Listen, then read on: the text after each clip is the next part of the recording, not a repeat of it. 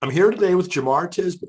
Jemar is president of the Witness, a Black Christian collective, where he writes about race, religion, politics, and culture. Jemar's most recent book is How to Fight Racism, Courageous Christianity and the Journey Toward Racial Justice. And in January, he will release a companion book called How to Fight Racism, Young Readers Edition, a guide for standing up for racial justice. And there it is. That book is for ages 8 through 12. Jemar is also co-host of the Pass the Mic podcast, and his writing has been featured in the New York Times, the Atlantic, and CNN. He's studying for a PhD in history at the University of Mississippi with a focus on race, religion, and social movements in the 20th century. And you can learn more about Jemar at jemartisby.com. So Jemar, welcome back, and so good to have you join us again. And I'm happy to report that the studying for a PhD has transitioned to earned the PhD. Oh, really? Oh, congratulations. Yeah. I didn't know that. Thank you. It's just been a couple of months as we record this. So defended the dissertation, jumped through all the hoops, and finally have those letters behind my name. Wow. Well, that's got to be quite a great feeling to have that behind you. Let me tell you, it's 5 years for the PhD. Then I was in grad school getting a master's degree before that. So 9 of the last 10 years I've been a student, and I'm happy to be done with that. Yeah, it's been a great journey, but I'm glad it's over. And that was in parallel with all the other things you were doing too. So exactly. Yes. Writing 2 books, leading a nonprofit, traveling and speaking, and all of that fun stuff. So it has been a hustle to get this far, but I'm glad we did it. Well, besides your books, I mean, can we talk a little bit about the Witness? Because I mean, your work there has been so important, and I've always been impressed with what you've done there. Thanks, Brian. And sorry if I'm on a soapbox about this, but it's been on my mind a lot lately because, as you well know, we're in the midst of what I would call a realignment of the U.S. church, in particular within white evangelical circles, as more and more people finally start to recognize the poison pill that's been in white evangelicalism. Depends on how far back you want to go, but in its modern iteration, at least until from the late 1970s and this rise of the religious right. And so there's been a bevy of books and scholarship re-examining white evangelicalism. I can think of Kristen Cobb's Dumais book, Jesus and John Wayne. I can think of Beth Allison Barr's book, The Making of Biblical Manhood and Womanhood. I can think of Robert P. Jones' book, White Too Long. Yeah. And there's many, many, many others. Yeah, those are all great books. White folks and black folks and everyone else. And so all of that is, I think, helpful. One of the things that frustrates me is, particularly in national news media, the coverage is still very whitewashed.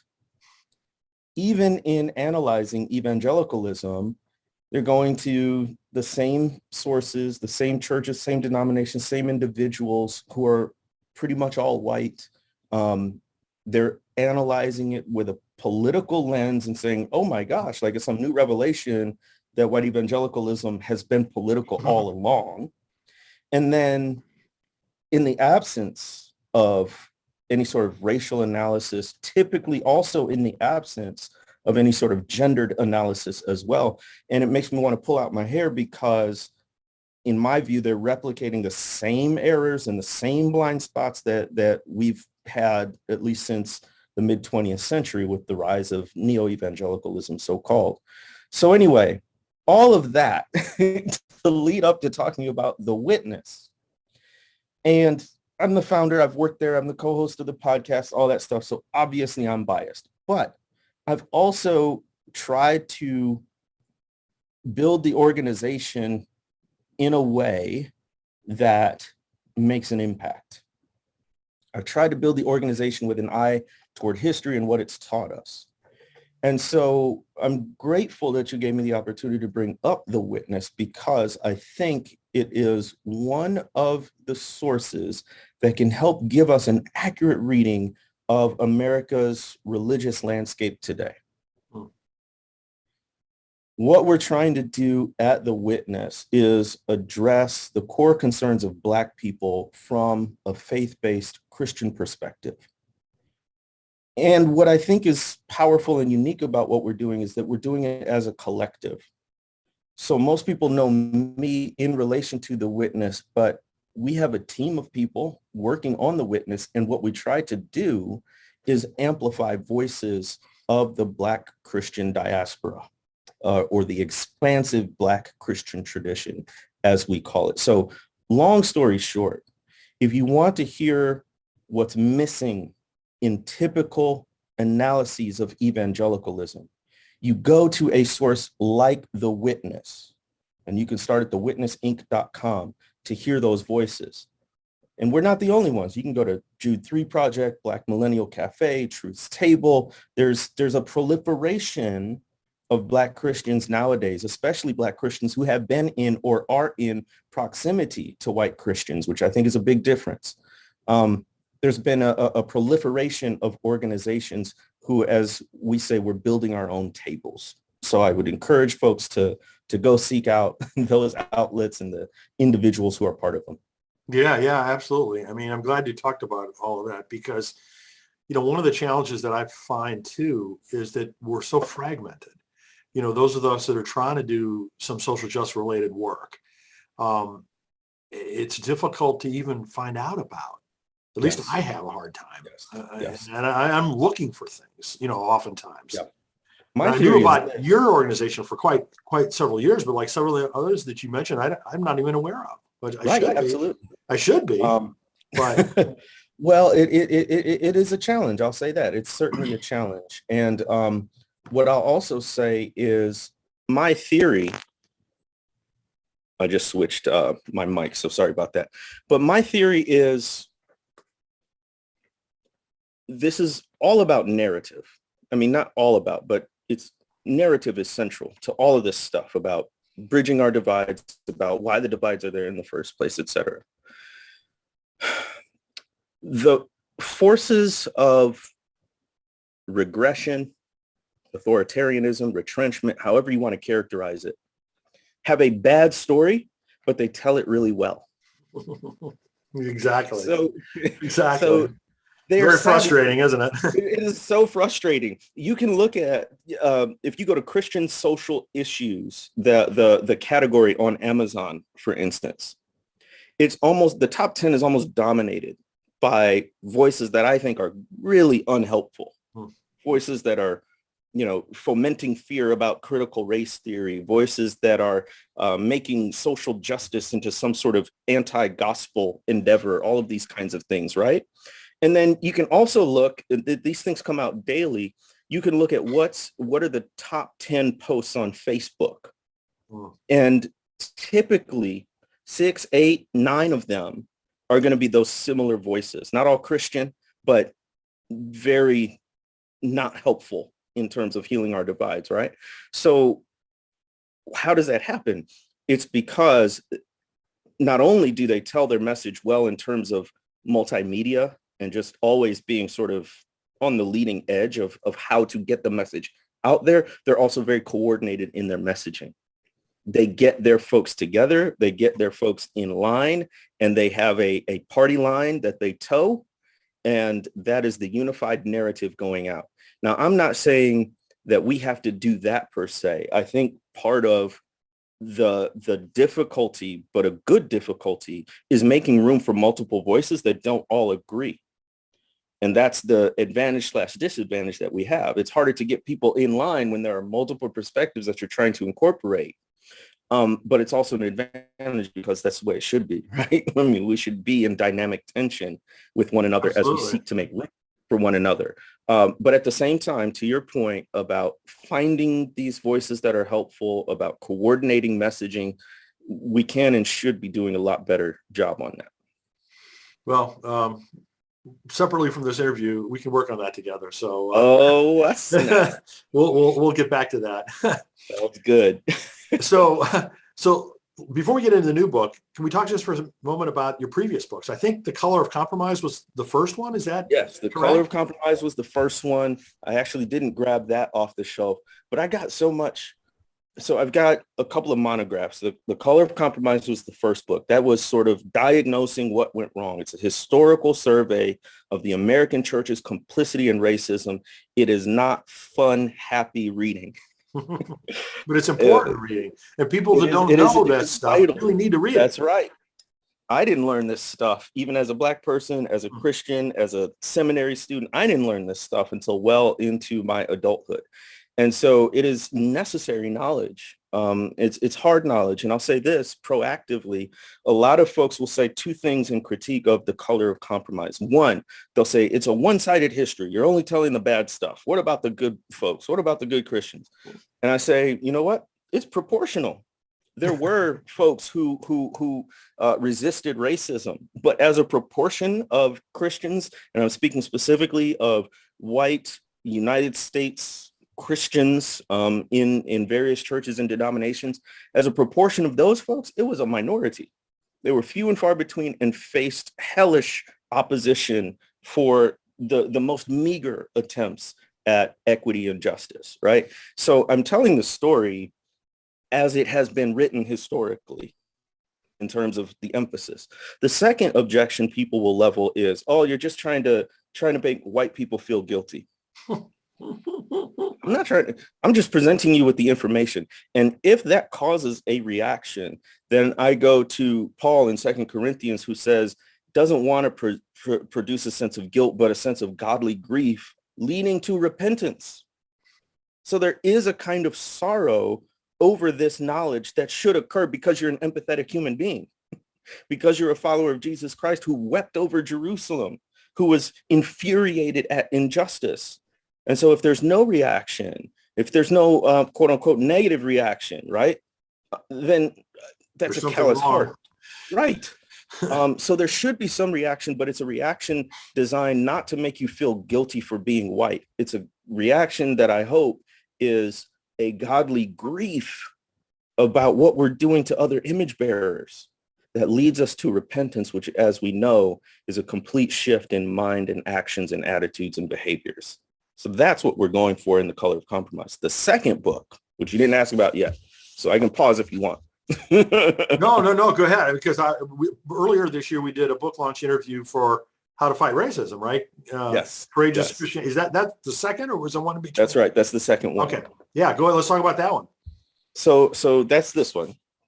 How to Fight Racism, Courageous Christianity and the Journey Toward Racial Justice, on sale wherever books are sold. You can go to jemartisby.com for one-stop shopping and find your favorite outlet, jemartisby.com. Now, this book is an answer to the question I get most often. So in the before times, as our podcast producer Bo says, before the pandemic, in the before times, I used to travel around the country speaking and teaching about racial justice. And whenever I would do that, there's this Q&A section afterwards usually. And almost every single time, this same question comes up. And that question is this: what do we do? That's the same exact question that I had as far as why I did the How to Heal Our Divides book. That's right. That's right. And I think that's part of the solution. It would fall under the awareness category, right? So this whole book is my answer to that question: what do we do? And I was actually very dissatisfied with even my answers to that question, because in a typical, say, Q&A format, I would just say whatever came to my mind at that moment about what do we do, right? And typically I read an article or a book or something, had thought of something. It was always here and there, never any consistency to it. And I spent my first formative years of my career as a sixth grade science and social studies teacher. So I wasn't a very good teacher, but I did get very good at spotting when something that I was saying was going in one ear and out the other. So I saw that expression almost every time I tried to answer that what do we do question. And here's the value, I think, of my second book, How to Fight Racism. One, it prioritizes the practical. So a lot of people who deal with racial justice will do what I did in my first book, which is diagnose the problem. They'll do it from a historical perspective, sociological perspective, a psychological perspective, their own experiential perspective. That's all really good and helpful. But then it still leaves us answering the question, okay, I believe you, but so now what do we do? Right? And then some books will address the what do we do problem, but they'll do it in a very small way. It's a couple of bullet points at the end of a chapter, or maybe one chapter of an entire book, right? So it's not a very lengthy discussion about it. And then here's the fundamental problem, I think. Even when we address the what do we do question about racial justice, it tends to be quite listy and scattered. Do this, that, the other, right? And they can all be helpful, but it's hard to keep that together. Yeah. That's why we have something like acronyms to help us remember things and abbreviations and all those things. So what I think is the ultimate value of a book of How to Fight Racism is not simply that you're going to get practical suggestions in every chapter. It's I give you this framework to help you reorient your whole life to racial justice. And that framework is called the Arc of Racial Justice. And that's an acronym that stands for Awareness, Relationships, Commitment. Awareness, relationships, commitment. I think if you have all three of these categories, like the legs of a stool, you'll have a stable foundation on which to build your racial justice efforts. And moreover, you can move beyond the bullet point list. You can move beyond the to-do list of racial justice and actually have a framework for thinking holistically about what we do about the problem of racism and white supremacy in our society. So that book is also available wherever books are sold. And no, I love that framework. The ARC structure I think is really important, and it really is a good framework. Those are three really important elements, without any one of them, the other two won't work. So, well, the sneaky part is it's going to catch both liberals and conservatives. How so? So, liberals will emphasize the commitment aspect, which talks about changing policies, changing laws, the systemic aspects of racism, which is all true. And if you've been in white evangelical settings, that's the part that gets underplayed. But it catches liberals in the sense of sometimes we do an end around relationships. We sort of leapfrog over the people aspect of it and say, no, we got to change the system. Yeah, but you change the system through people. Now, I'm not one that says, just preach the gospel, change hearts and minds, and that's going to do it. I'm just going to say, in terms of relationships, we need to go out of our way to build bridges because we've gone out of our way to build walls between people. And then secondly, we need to approach these relationships with humility. I'm not saying be a doormat in a toxic relationship. What I am saying is that we've got to treat other people, even the people we vehemently disagree with, as if they are bearers of the image of God, which indeed they are, which is often not our discourse in public, right? It also catches conservatives, though, too, because conservatives are the ones who are hyping up the relationship aspect. Well, you know what? We just need to get together. Let's have a meal together. Let's swap the pulpit. Let's have a conversation, all of those kinds of things, which again are good, but they're not going to do anything about the crisis of mass incarceration, the increasing racial wealth gap, the outsized proportion of Black mothers who die in maternity-related deaths. It's not going to do anything about the systemic issue. So the arc of racial justice catches conservatives because it says, yeah, relationships are important, but we have to go beyond that and do something about the laws and the policies and the systems that are creating inequities between entire groups of people. So it catches all of us wherever we are. And that awareness piece, anybody can get down with, but it forces us to move beyond just reading a book or listening to the podcast or whatever it might be and to take action. To me, again, that's where the rubber hits the road, right? We can talk and pontificate and do whatever, but until we actually take actions, right, to solve some of these problems, then, it's moot. That's right. So the new book sounds like it's kind of a children's version of the previous book. Is that a good way for me to think of it? Yes, it's the Young Reader's Edition. That's right there in the title. And it is written in a way that it is accessible to kids like 4th through 6th grade. You can go a little bit lower, a little bit higher, of course, but that's kind of the sweet spot there.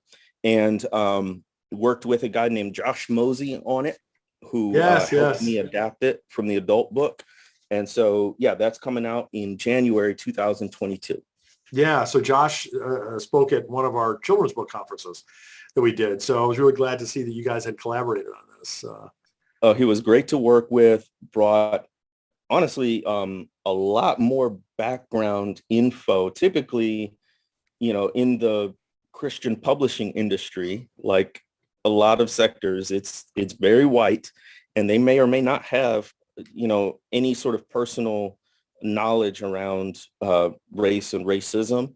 But Josh actually came with a good bit of background knowledge and was very conscientious about it.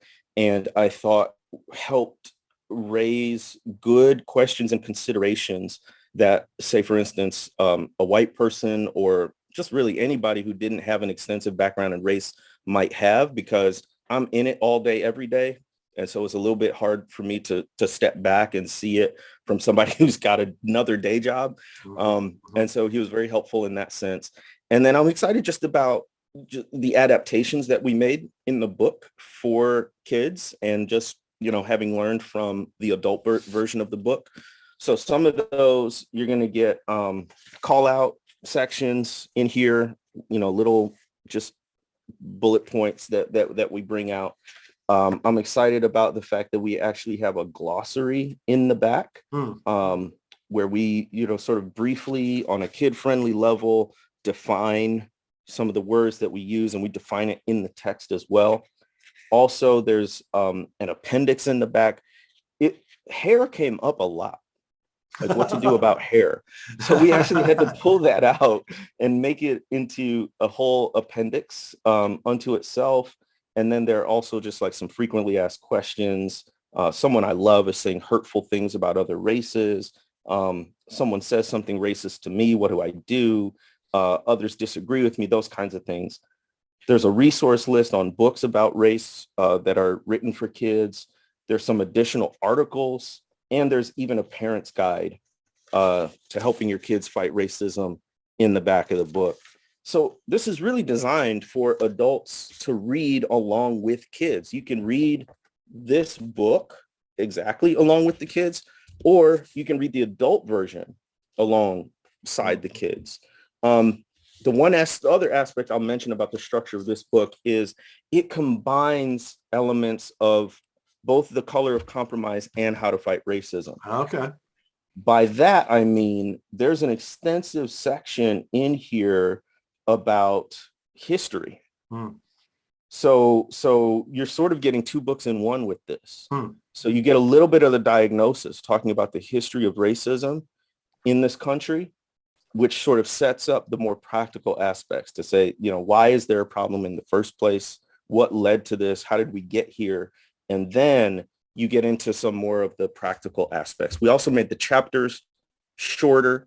So, each chapter is maybe 5-6 pages long.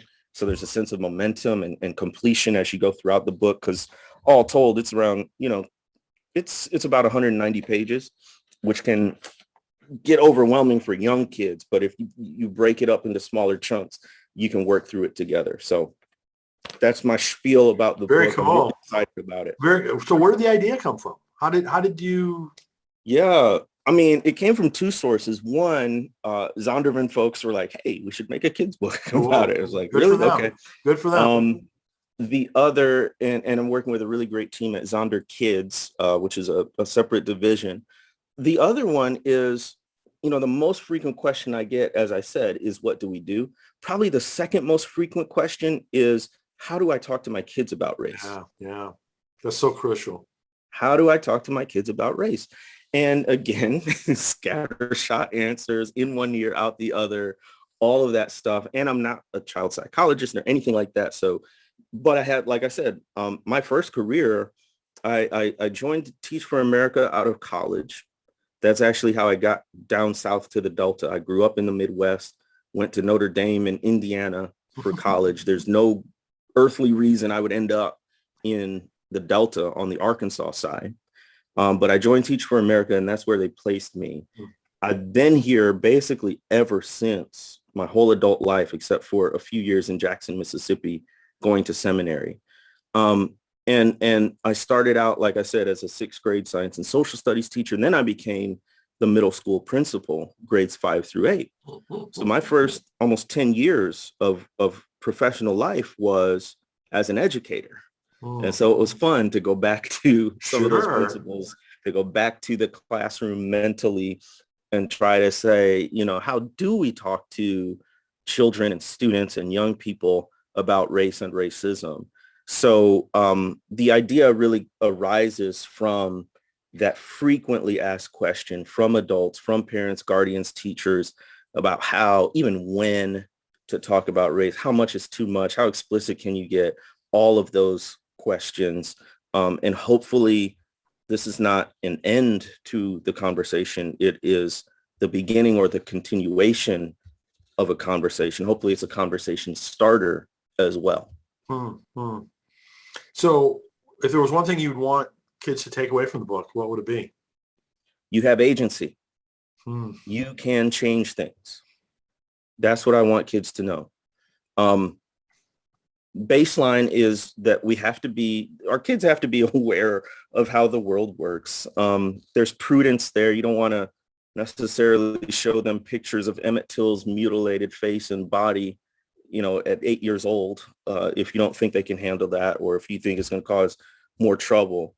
But you can say there's real hatred out there based on nothing more than skin color or what one person thinks of another person. You can say that because of the way our laws are structured, it's unfair towards certain people. And we can give our kids a sense of that, of the way the real world operates, without, I think, making them jaded or cynical. And part of avoiding that is saying, hey, things are not the way they should be, but you can do something about it. That's what I hope they take away from it. That's what I hope parents and guardians and adults can instill in children. And that's what I hope children can believe, because this extends to every area of life. If children believe they have agency to do something about a problem as big and as intractable as racism, then maybe they'll believe they can do something about, how hard it is to learn reading or math or Spanish for them, how to get along in personal relationships, how to do something about climate change. I don't know, but it's a principle that is applicable in every area of life. You may not be able to do everything. You won't be able to do everything, but you can do something. And figuring that out is half the battle.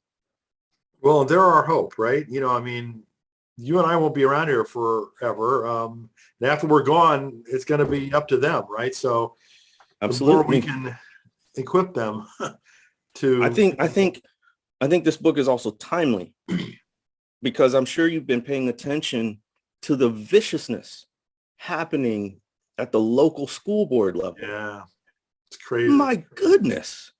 Now, obviously, we've seen this historically, right? Particularly around desegregation. It got ugly. You can look up pictures now. Just Google, desegregation in the 1950s, and you'll see angry white mobs yelling expletives at children who happen to be Black because they were going to this historically white school. And so we know that schools, local schools, are some of the most vigorous sites of racism historically in our country. And we're seeing the same thing now. And most of the backlash now is about critical race theory, which, by the way, is not taught K through 12. No kidding. This is a law school theory. It's so stupid. The whole thing is is so just stupid. Again, back to what we were saying earlier, a bad narrative, really good messaging. Yeah. Really consistent messaging. And it's about things like the 1619 Project being taught in schools. And so they're actually passing laws and policies to ban this stuff, or to say that, oh, you have to have a counterpoint or another perspective, right? And folks are getting into, and of course, mask mandates and vaccine mandates at school in a pandemic, right?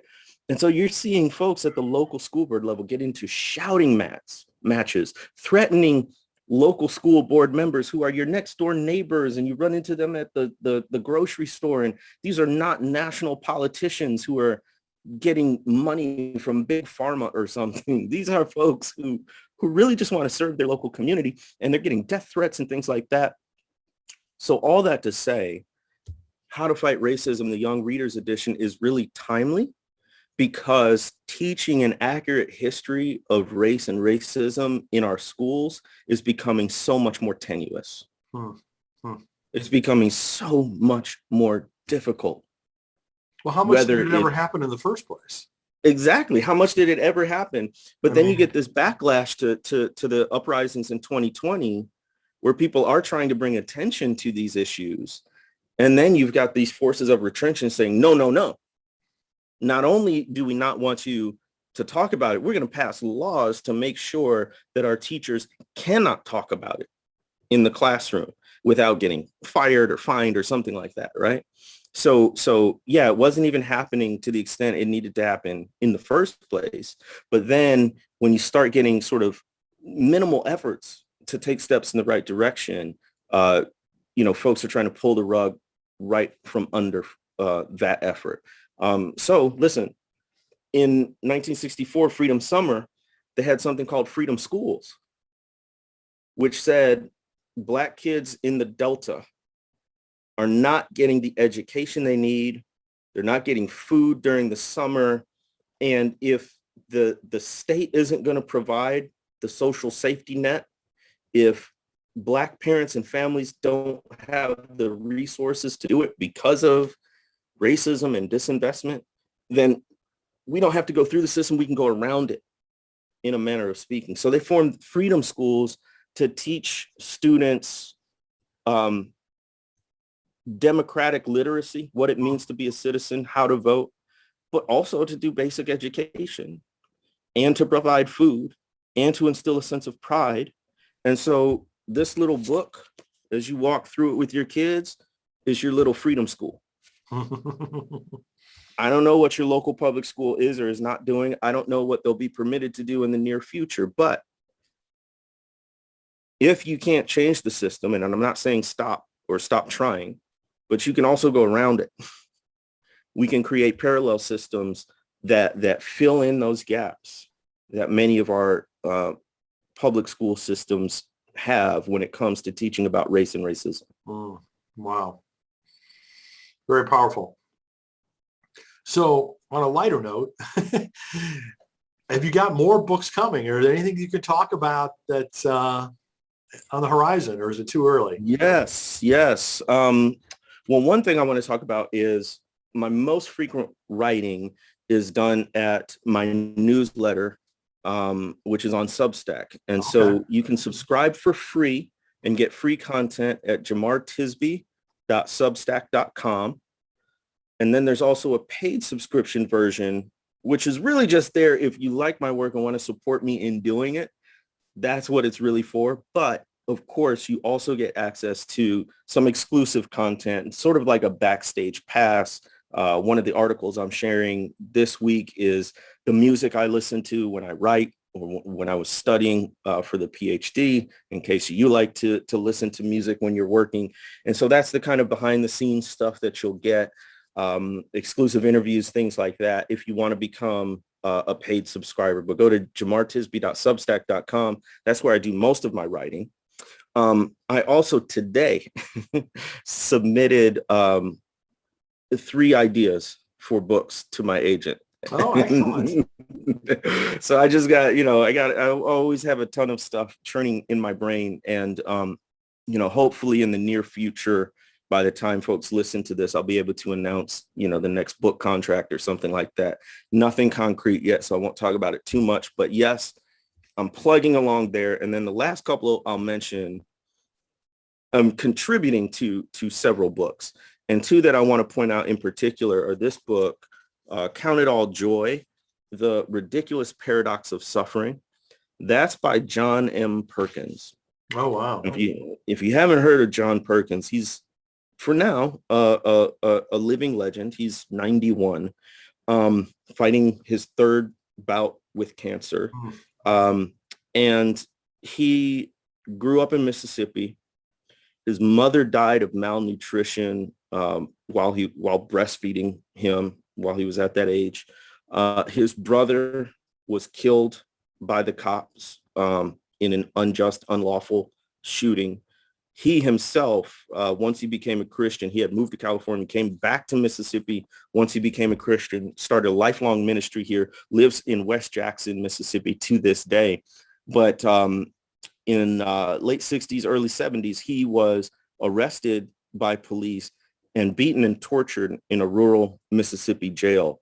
One of the most traumatic events of his life, obviously. But throughout it all, has been a bridge builder, a reconciler, all those things. Started the Christian Community Development Association. Anyway, Yeah. just an incredible human being in a lot of ways. And I got to write the afterword for what this will probably be the last book he writes before he dies. Wow. So it just That's felt like pretty being cool. part of history, in I'm that glad you were sense. able to do that. I was so honored and privileged. And then similarly, I got to contribute to this book, The Coming Race Wars, A Cry for Justice from Civil Rights to Black Lives Matter. This is by my dear, dear, dear friend and mentor, Dr. William Bill Pennell. Bill Pennell is a remarkable human being. He's 92, I believe, and became a Christian in the 40s or 40s, and through the witness of two white women, Christian women. This is back before that kind of thing was very common. Has worked with all kinds of evangelical institutions, and then spent most of his career at Fuller Seminary. He was the first Black trustee they had, and then spent close to 40 years as a teacher. They named the Bill Pennell Center for Black Church Studies after him. And I reached out to him in some of my research for the PhD, and he was just so gracious to me, and we struck up a friendship. I've been to visit him in Pasadena several times. And this book, The Coming Race Wars, he wrote in the wake of the Rodney King beating in the early 90s and right after the uprisings in Los Angeles. And this was a warning to the church and white evangelicals in particular. If we don't change something dramatically and fast, this is going to continue and get worse. And this was, 20 plus years ago, and boy, was he right. Wow. So the publisher, IVP University Press, just reissued this book, updated and revised. And I got to do an introductory chapter setting the context for this. So I got to do some really fascinating research into the Rodney King beating and the uprisings afterwards. Some of the writing I'm most proud of. It was some of the writing that was most informative for me just to prepare for. And then the book itself. The man's voice comes through. He's witty, he's sarcastic and acerbic, but he's loving and kind and gracious, and it's just like him. So sitting down and reading this book feels like you're having a conversation with Dr. Bill Pennell, who is a living legend of Black evangelicalism and somebody who has kept up relationship with white people through thick and thin, but has never lost a sense of his identity, never lost a sense of solidarity with Black people or the Black church. So you can pick that one up as well. Wow, very cool. You're sure involved in a lot of wonderful things, Jemar. It's really great to see. Look, humbled. I'm just absolutely humbled. I make my living off of words, but more than that, it's relationships. And we were talking earlier about, you and I were not going to be around forever. We got to pass on a sense of, responsibility and mission, I would say, to younger folks. And that is true. And it saddens me as a historian, as a Black person, as a Christian, to see really we're living in the very last days of the people who lived through the civil rights movement. Yes. Yes. Folks like Bill Pinnell and John Perkins, and others like Merle Evers Williams and so many more. And we need to take advantage of that. And it doesn't have to be some celebrity civil rights activist. It can be your parents. It can be mentors. It can be friends, right? I just think we need to glean as much as we can from folks who have lived through some things and have remained faithful, kept a strong, positive witness throughout it all.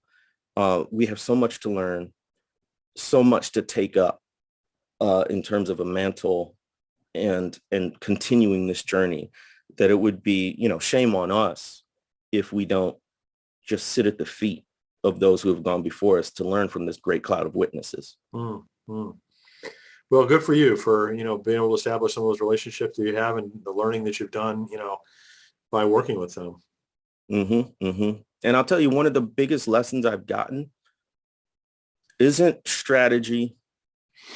It doesn't focus on some sort of practical aspect. Here's how to get more done in life. I don't say this in any sort of wishy-washy way that glosses over real problems. But what comes through with these men in particular is love. And I want to say they've learned how to love well, in the sense that they've learned how to keep loving in the midst of constant human failure, especially when it comes to racism.